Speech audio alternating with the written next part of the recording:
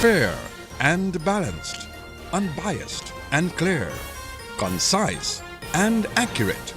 This is the DBS Evening News. Here now is your presenter with the headlines. In the headlines, the government of Dominica has approved the temporary lifting of the ban on the hunting of wildlife. In the news from the region, Caribbean Airlines expands regional connectivity with new flights to Guadeloupe and Martinique, and internationally, Iran launches a barrage of missiles at Israel. The details of these stories and more coming up next. More money with NBT, it's more money. One easy loan. More money with NBT, it's more money. To upgrade my phone and even my home with one simple loan. More money. To have your wedding, to go traveling, to do anything. More money. No security. Speedy delivery, just check NBT. Apply anytime. In branch online, it's more money time. More money with NBT, it's more money. No collateral. More money with NBT, it's more money. Speedy delivery. More money with NBT, it's more money. Just check NBT. More money with NBT, it's more money. DBS News. And welcome back. The government of Dominica has approved the temporary lifting of the ban on the hunting of wildlife for the period September 27th, 2024 to December 31st, 2024 for persons in possession of a valid hunting license. According to a release from the Forestry, Wildlife and Parks Division, the sale and possible limited export of wildlife or parts thereof shall be permitted from September 28th, 2024 to January 31st, 2025.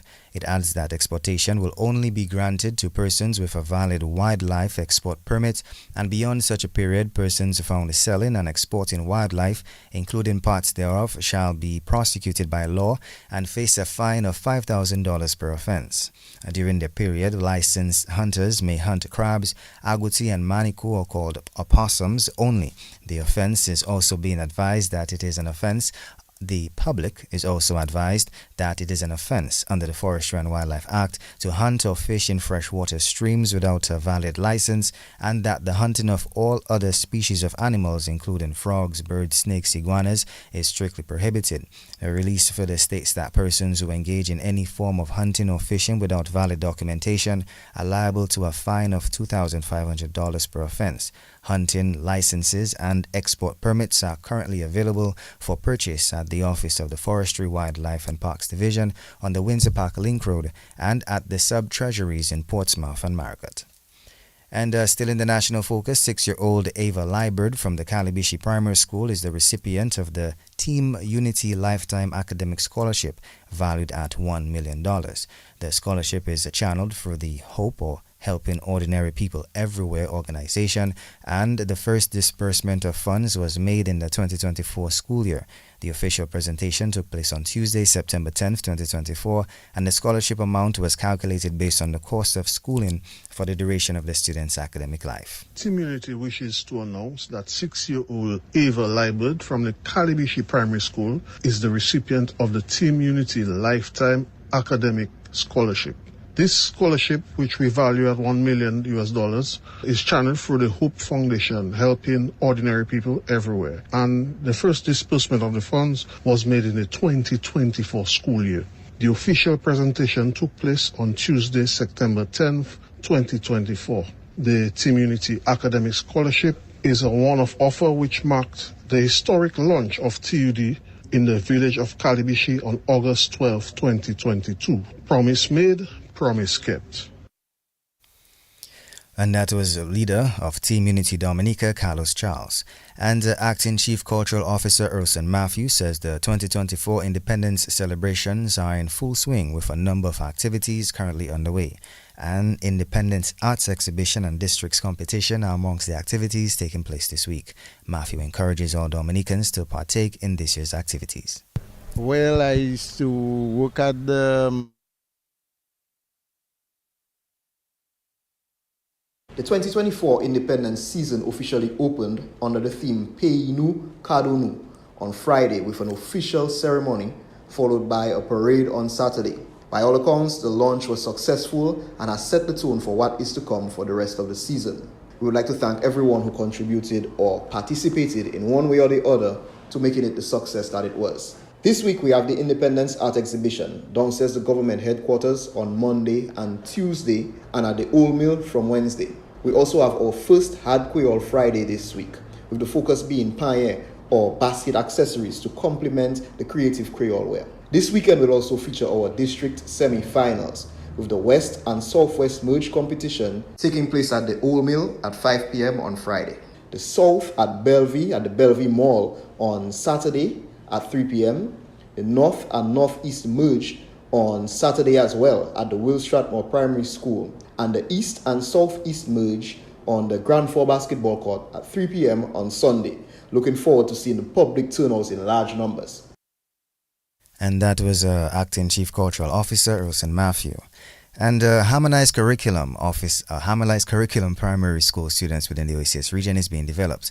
PR of the Dominica Association of Teachers, DAT, Juanita Carbon, says Dominica is working with the other Caribbean islands to ensure the implementation of this curriculum within schools. Carbon was a guest on DBS Talking Point program this morning. OACS, they're working on a harmonized curriculum, especially for the primary schools. So let us say we are in Dominica and you migrate to St. Lucia. The education, the content, it will be the same, that kind of thing. Okay. The only thing that is going to be different, it will be localized, is the social science, social studies. It is for Dominica. So it will be for Dominica. You will get questions here. St. Lucia will get about St. Lucia. Although you will learn about all the different islands, but specific, there will be a lot of specifics for the island, the local island.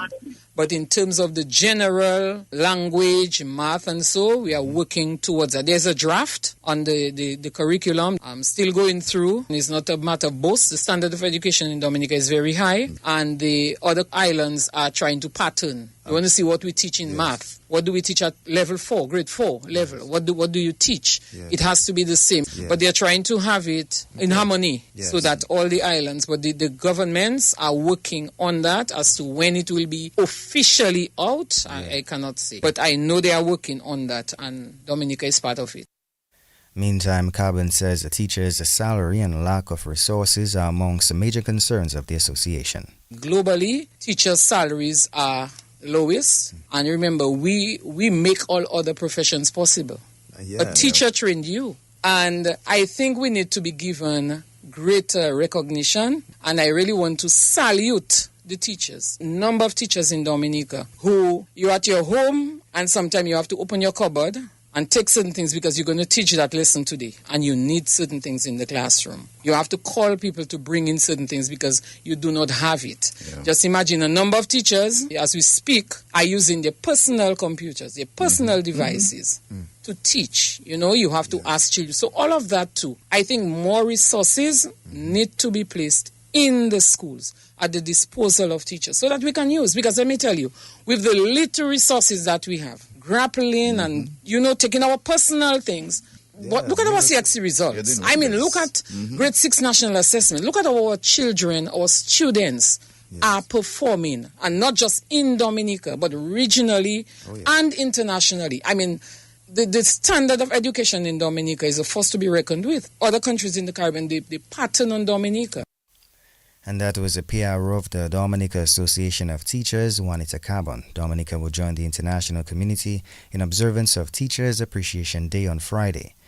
And the Dominica China Friendship Hospital will tomorrow observe Oxygen Day as part of activities to observe Clinical Technologies Week, or Clinical Technologies Week. The week of activities was officially launched on Monday, and Director of Engineering Services at the Dominica China Friendship Hospital, Nicole Laville, says the clinical engineering team plays a critical role in enhancing patient care through technology. October 2nd, 02, is Oxygen Day, International Oxygen Day. So this will be the second consecutive year we'll be celebrating Oxygen Day at the hospital. Last year, we held quizzes on oxygen treatment and oxygen production. We also did a highlight video on our oxygen plant, a tour led by one of our plant technicians. This year, we will focus on clinical aspects of medical oxygen with a lecture on oxygen therapy to be held at the auditorium at 10 a.m. So 10 a.m., October 2nd, a lecture on oxygen therapy, which will be done by Dr. St. Luce and Ms. Jules, our respiratory therapist. After this session, we will all proceed to the open house, our second year annual open house at the oxygen plant, which is right across the street. And staff will have the chance to view our facility and learn more about this vital operation. Lavelle says the week of activities will culminate with an exhibition. On October 3rd, we invite everyone to an exhibition showcasing a variety of medical devices, which will take place at the DCFH foyer. This event is not only open to staff and visitors to the hospital, but we've also invited high school students and college students. And this will provide a unique opportunity to inspire the next generation of engineers and healthcare professionals. So that is on October 3rd, starting from 10 a.m., and it will be all day. So it will be an exhibition where we'll be displaying numerous medical devices. So you can come and get to know the names and the use of different medical devices that our doctors and our clinicians, our nurses use every day, and our engineers maintain every day. So I encourage all of you to participate in these activities, engage with your colleagues, and take pride in the incredible work that we all do together for people-centered care. That was the Director of Engineering Services at the Dominica Channel Friendship Hospital, Nicole Laville. And President of the Dominica Association of Teachers, Mervyn Alexander, is calling for teachers to be part of the decision-making process for education policies. His remarks as DAT is this week observing Teachers Week. The theme for this year's celebration is Valuing Teacher Voices Towards a New Social Contract for Education. When we think of a contract, we think of an agreement between two or more people. Hence, this theme underscores the importance of engaging with teachers to address the challenges they face and, more importantly, to acknowledge and benefit from the expert knowledge and input teachers bring to education. Teachers are at the heart of education. They must also be at the heart in decision making. And further, they are the voice that guide children everywhere, and therefore they need to be heard when education policies are made. In the tapestry of life, few phrases shine as brilliantly as those of educators. World Teachers Day is a great time for communities to acknowledge, thank and celebrate teachers at every level and subject area for the tireless work to educate and support students as they learn and grow. It is a global nod of appreciation, a symphony of claps, and a celebration for those who dedicate their lives to the noble cause of education. It is a further truth: our future is sculpted by teachers. And that was President of the Dominica Association of Teachers, Mervyn Alexander. And on the feature segment of the news, we visit the Old Market to find a carving vendor named John Victorine of Kingsville, Monbruce. Carving is where one uses his hands to create items for sale as a skill that is rare. Victorine developed his skill at Home Industries, and after Hurricane Maria, he was relocated to the Old Market. Carving vendor John Victorine is our feature on the evening news. Well, I used to work at the furniture place at Home Industries, and in spare times I would come do a little vending when work slow. I do that a while until hurricane passed, and then I just workshop smashed down and everybody go on their own. I came back to the market full time. So you were doing this at you said Home Industries, that's where you were? From a long time, Mario just put it off. Why did you decide to branch into this carving? Well, I have the skills of the carving, and I decided to make it there my workplace, my selling place there. When any carve, I carve anything my mind would come on there. Give me an idea some of the items you have on display here at the Old Market. Okay, I have the Cicero parrot, our national bird. I have some nude, some kissing, the Dominican map, and you'll see some others which I don't even name yet. Yeah, because every time something new come up, I make it, I put it there. Sometimes you find some sales, sometimes it's slow. Well, tourism is everybody's business, so I make it part of my business. But you have to be a very talented person to do the carving, that sort of carving. Yeah, I am not boasting myself, but I learn well. I learn well, and I can do some things. You said you learned well. Who taught you? Louis Desiree, that's a Haitian guy who used to be teaching from at the old mill. I was one of his first students, and I kept till his death. I kept there working, doing things for him. I have to keep what I learned here. What are sales like? Are you getting people coming to your stall and to buy things every day? Off and on, especially now off season. Off season we don't find much people coming there, but off and on people pass and say, oh, they know that's where I am now, so they'll come and participate. Well, the final thing is that I love my work. I'll keep on doing it. And as we head into the new tourism season that should open next week. Sure, I'm looking forward to the season because we might have something good coming up our way. Ships, more people, we might have something good coming. So I'm working towards that. And that was the carving vendor, John Victorin. As our feature segment of the evening news comes to an end, as well as our national focus, up next is news from the region and international. More money with NBT, it's more money. One easy loan. More money with NBT, it's more money. To upgrade my phone and even my home with one simple loan. More money. To have your wedding, to go traveling, to do anything. More money. No security. Speed the delivery, just check NBT. Apply anytime. In branch online, it's more money time. More money with NBT, it's more money. No collateral. More money with NBT, it's more money. Speed the delivery. More money with NBT, it's more money. Just check NBT. More money with NBT, it's more money. DBS News. And welcome back. Now, news from the region. In keeping with its growth strategy and commitment to enhancing connectivity within the region, Caribbean Airlines will launch new flights to the French Caribbean islands of Martinique and Guadeloupe, subjected to government approval. Service to Martinique will commence on December 3rd, followed by Guadeloupe on December 7th, and flights will operate 4 times weekly to both destinations. These new routes mean that by early December, Caribbean Airlines will have successfully increased connectivity between the French, Spanish, Dutch, and English Caribbean. And internationally, an Iranian launched missile attack on Israel. The Israeli military says around 180 missiles were fired, most of which were intercepted. No injuries have been reported so far, and Israeli authorities say civilians can leave bomb shelters. Israeli military spokesperson Daniel Hagari says this attack will have consequences. Israeli troops have invaded Lebanon in what the Israeli military calls a limited, localized, and targeted ground operation against Hezbollah. Well, this brings us to the end of this evening's news. Up next is sports. Covering the nation and beyond, DBS Sports Report. What's on your back-to-school checklist? Fast, reliable internet, a free Chromebook, a smartphone.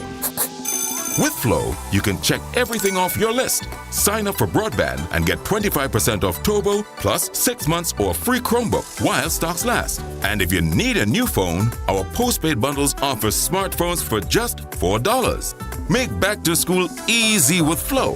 Visit discoverflow.co for details. And welcome to your DBS Evening Sports. For this evening here, we kick off with some women's sports. The West Indies women suffered a major batting collapse as they crashed to their second defeat in warm-up action against the ICC Women's T20 World Cup. The Windies went down to Australia on Tuesday.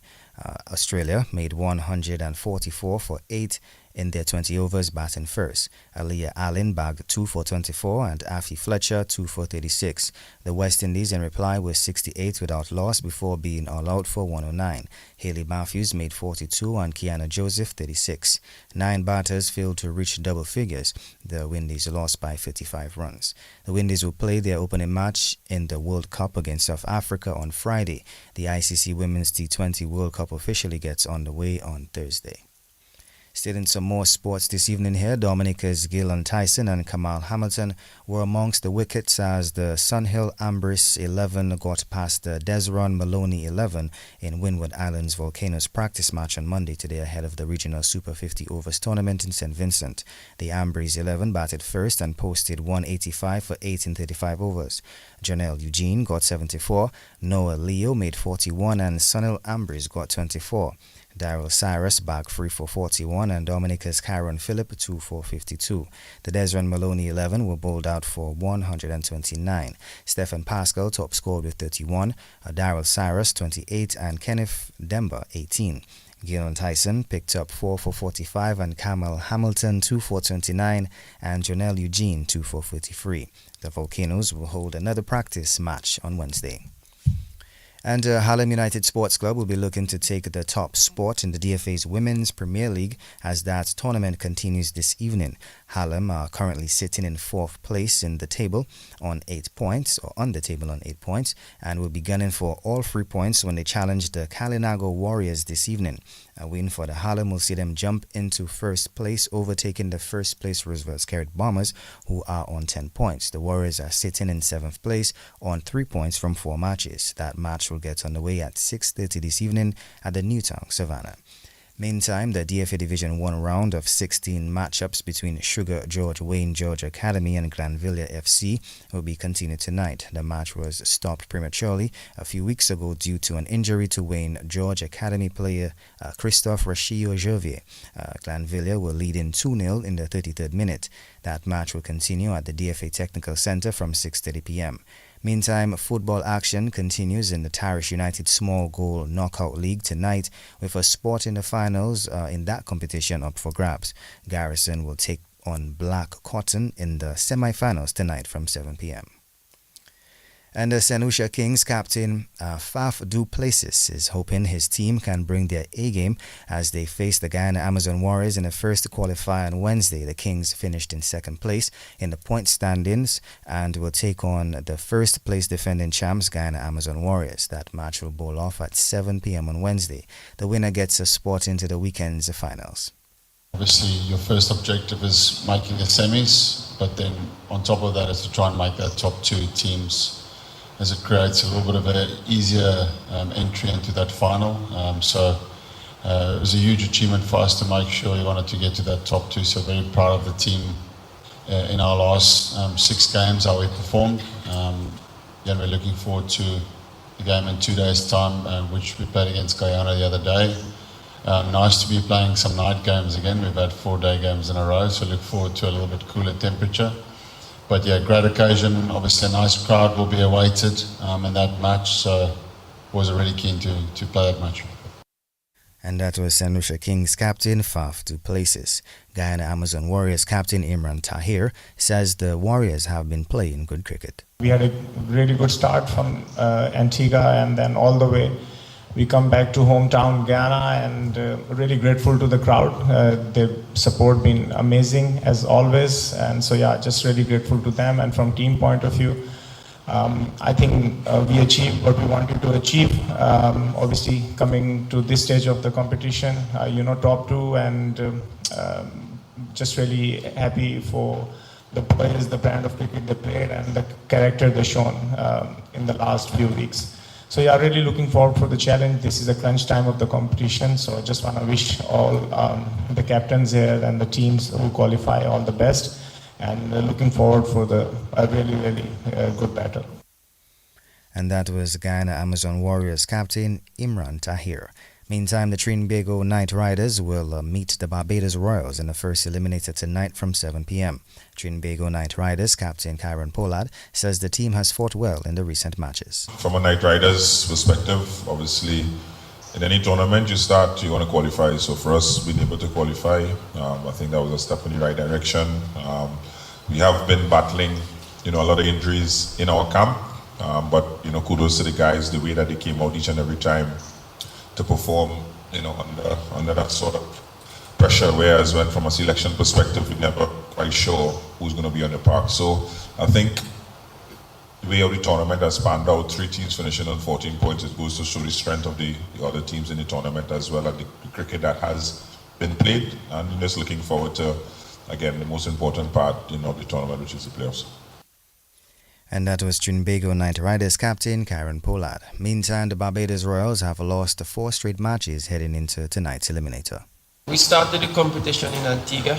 We played some good cricket in our first 5-6 games. If we are being totally honest, we fell off in our last few games. Guyana haven't been an happy hunting ground for us over the years. But this year provides an opportunity for us to change that. And the mood is pretty good in the camp. We have a training session today to fine-tune those skills as we play a game tomorrow against a strong Trinidadian team.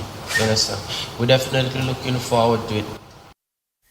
And that was Rovman Powell, Barbados Royals captain. And Prime Minister Roosevelt Skerrit has dismissed claims that government has had challenges in honoring the commitments made to Olympic gold medalist Thea Lafour-Gatson for her achievements at the 2024 Paris Olympic Games. Thea Lafour-Gatson won Dominica's first Olympic medal, winning gold in the women's triple jump. Government had promised the Olympic medalist $400,000, land in Warner, and to make her an ambassador and to grant her a diplomatic passport. We have to be careful that we don't allow, negativity to cloud the extraordinary success of this young lady. Let us have a sense of national pride and wrap the young lady's success with the national flag. And let us not get into gossip and rumors and innuendos and, what did she get? She get a $20,000 check and an IOU for the rest and all these things. And,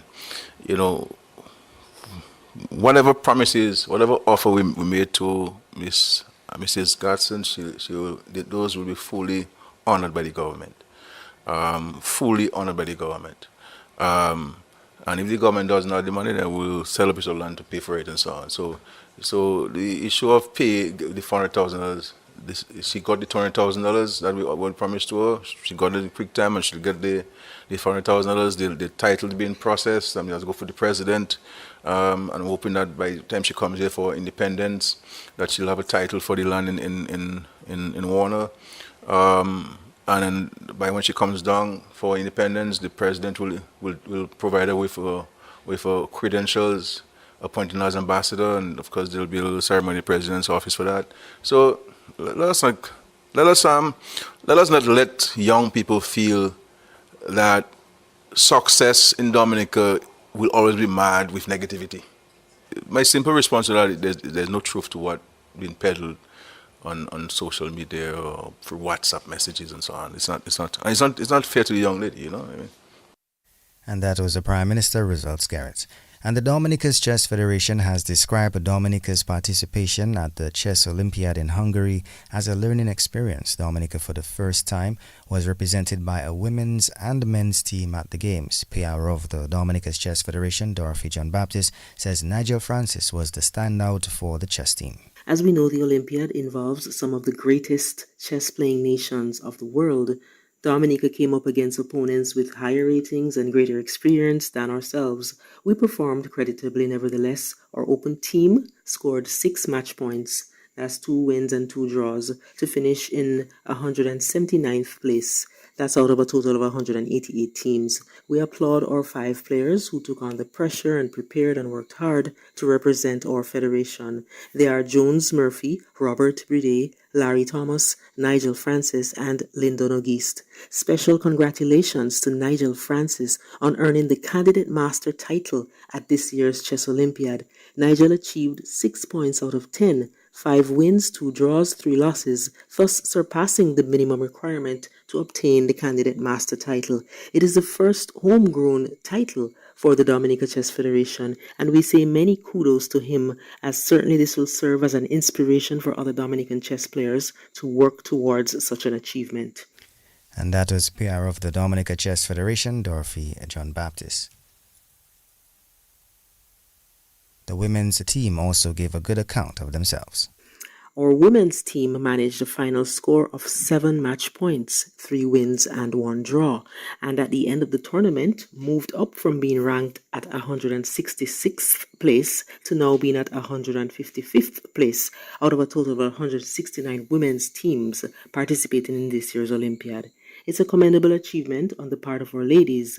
Women's chess is still at an infant stage here in Dominica, so we applaud the effort of our 5 players, Ayani Casimir, Lyudmila Dominova, Zaidu Henry, Desalie Daniel, and Dorothy John Baptist. Special commendation to Ayani Casimir, one of 2 high school students on our women's team, the other being Desalie Daniel. Ayani achieved the most number of wins on our team. She won a total of 4 out of the 10 games she played. And that was PR of the Dominica Chess Federation, Dorothy John Baptist, taking us to the end of this evening's news and sports. Special thanks to the DBS News and Sports team and Link personnel, DJ Hailboy. What's on your back-to-school checklist? Fast, reliable internet, a free Chromebook, a smartphone. With Flow, you can check everything off your list. Sign up for broadband and get 25% off Turbo plus 6 months or free Chromebook while stocks last. And if you need a new phone, our postpaid bundles offer smartphones for just $4. Make back to school easy with Flow. Visit discoverflow.co for details. DBS Radio gives you top quality service over any other for live streaming of funerals. Call us today at 448-3282.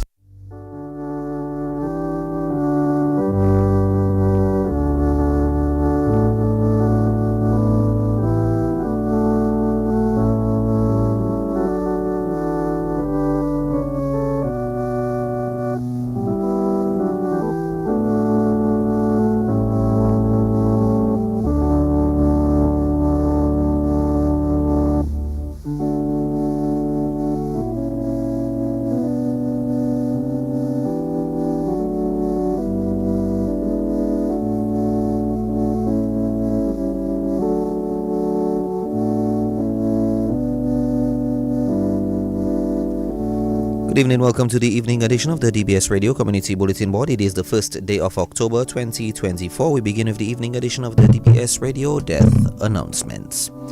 We announce the death of Teresa Paul Coffey of Grand Fond, who resided in Canada. She was 100 years and 3 months old. She died on Thursday, 19 September in Canada.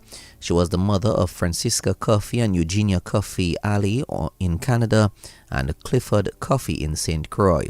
She'll also be remembered by her 21 grandchildren, Grayson Shillingford of York Regional Police, Larry Riviere, Peter Coffey, Casey Coffey, Robinson Strafford Coffey, Trifina Coffey, Grace Coffey, Tabitha Coffey, Miranda Martin, Teresanne Martin, Simone Martin, Elaine Martin, Elizabeth Martin, Nicole Martin, Walker, Gertrude Martin, Juliet Martin, Linda Paul, Lafford, Eleonora Dangleben, Teresa Ann Dangleben, Jason Mason, and Augustus Martin. One sister, Iona Paul Virin in Guadeloupe, a daughter-in-law, Doreen Coffey, 38 great-grandchildren, 19 second great-grandchildren, many nieces, grandnephews, other family members, and dear friends, names too numerous to mention. She was predeceased in death by her son, Rudy Martin, in Canada, and Solange Coffey in Dominica. The body of the late Teresa Paul Coffey of Grand Fond, who resided in Canada, can be viewed from 4 to 8 p.m. on today, the 1st of October, at the New Duke Funeral Home on 2058 Kipling Avenue in Etobicoke. The funeral service takes place at 10 a.m. tomorrow, Wednesday, the 2nd of October, at the St. Andrew's Catholic Church on 2547 Kipling Avenue in Etobicoke, and will be followed by interment at the Queen of Heaven Cemetery.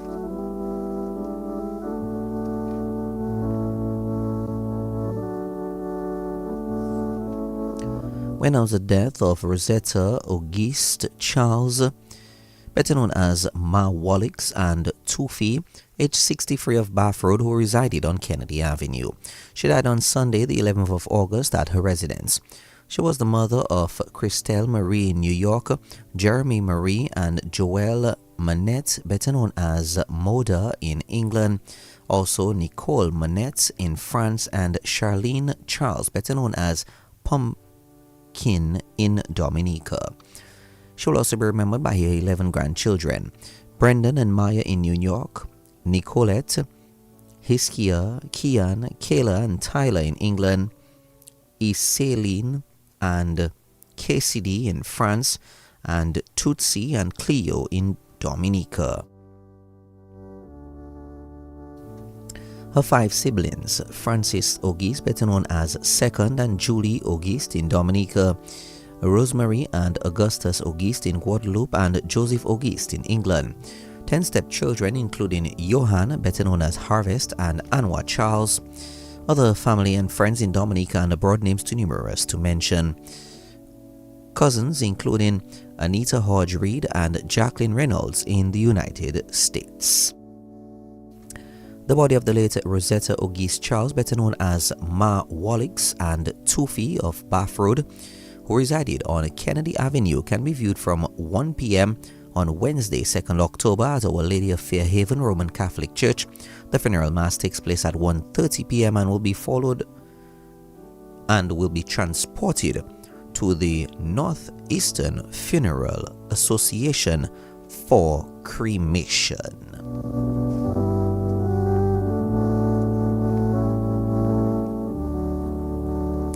We announce the death of Justin Joseph Williams, age 89, of Taru. He died on Friday, the 6th of September. He was the father of Claude Williams, Teresa Williams, Brenda Challenger, Lorraine Charles, Debbie, and Shernia. He will also be remembered by his grandchildren, Al, Alex, Arethea Adams, Joseph, Charlicia Challenger, Diel Green, Berlinda, Jarcel, Jared, and Jakim Charles. Also Cassandra Sharma Williams, Khalil, Natalia, and Fatula. Sister Rochelle Royer, 17 great-grandchildren. Daughter-in-law Glenda Williams in St. Martin. Sons-in-law Clement Charles in St. Thomas and Alec Challenger in St. Croix. Nieces Nelista, Lucilla, Maureen Royer and their families. Nephews Brian, Jonice, Davenport, and Connie Royer. Also Roy, Alfred, Cleville and families. Edward Tosha Lawrence as well. Other relatives and friends, Mr. and Mrs. Adams, Mr. and Mrs. Hilaire in Taru, Inuel Charles, Mr. Eliu Charles, June Blah, Caesar Merrifield and their families, and the community of Taru and St. Joseph. The body of the late Justin Joseph Williams of Taru can be viewed from 2:30 p.m. on Thursday, the 3rd of October at the St. Joseph Roman Catholic Church. The funeral mass will take place at 3 p.m. and will be followed by interment at the St. Joseph Roman Catholic Cemetery. The funeral arrangements entrusted to Gentle Rest Funeral Service, Inc. The management and staff of DBS Radio, the nation station, extends deepest condolences to the families of the late Teresa Paul Cuffey, Rosetta Auguste Charles, and Justin Joseph Williams. And now, your community bulletin board.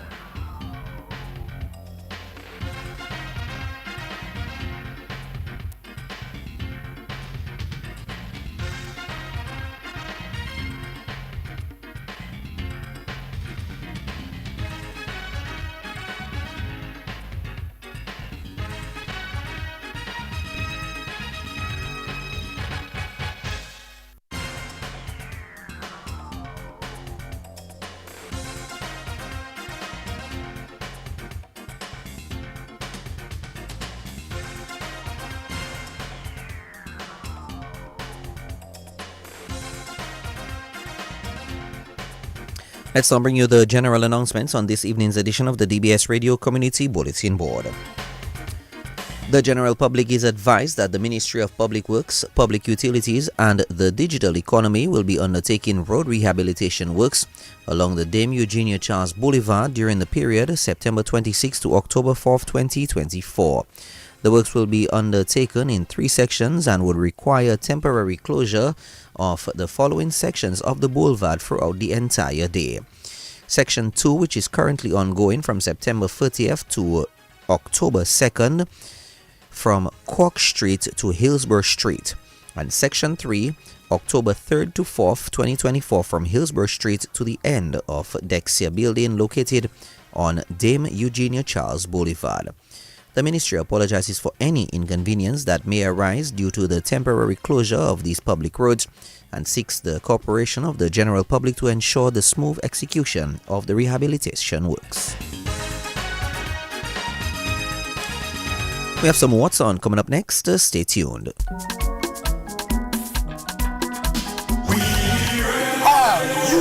Ready? Dominica invites the world to celebrate the biggest and most anticipated music festival in the Caribbean 2024, October 25 to 27 at the Windsor Park Stadium in Roseau. 3 nights, 1 stage, non-stop action. Get your ticket now at dominicafestivals.com. Dominica's World Creole Music Festival. Dominica's World Creole Music Festival in 2024, October 25 to 27. Create memories, rejuvenate, exhilarate in excitement, music and dance. Get your ticket now at dominicafestivals.com.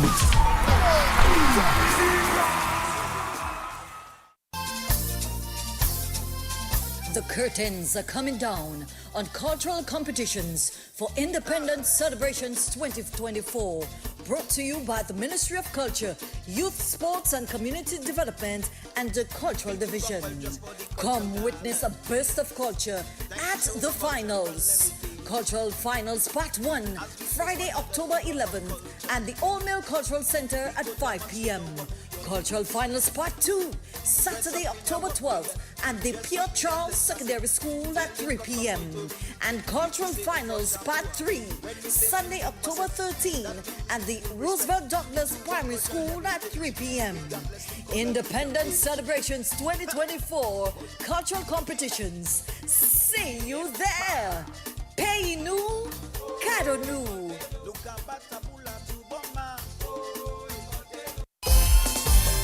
The Ministry of Culture, Youth, Sports and Community Development presents National Flag Day Motorcade on Monday, October 14th, 2024. Start time 8 a.m. from the Botanical Garden into the city with pit stops along the west coast and culminates at the Jubilant Playing Field. Children, Guamun, and Fed Tutmun, join us as we honor and celebrate the world's most beautiful flag. It's the National Flag Day Motorcade.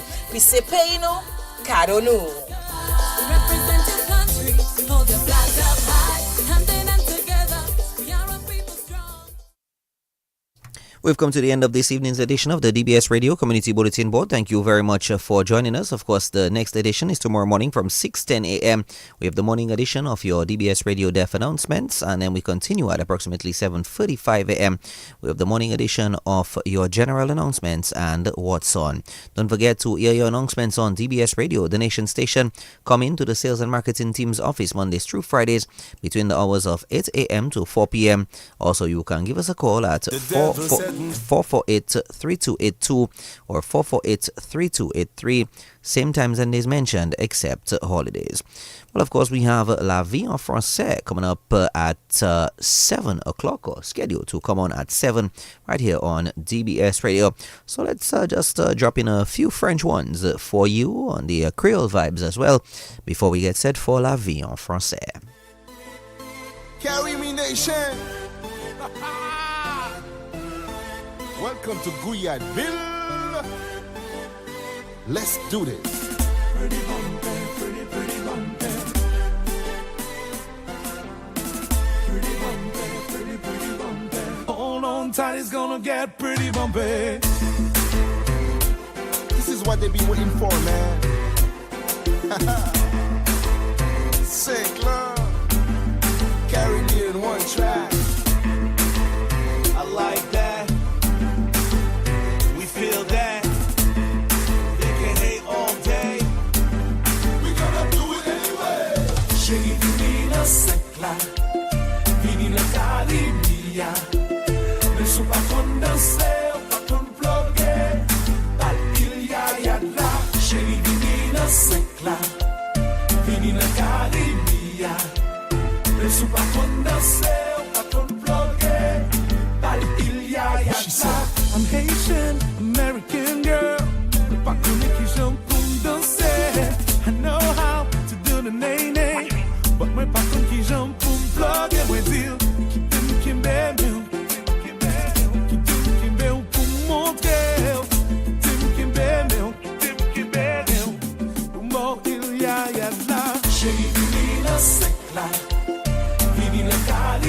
Maria.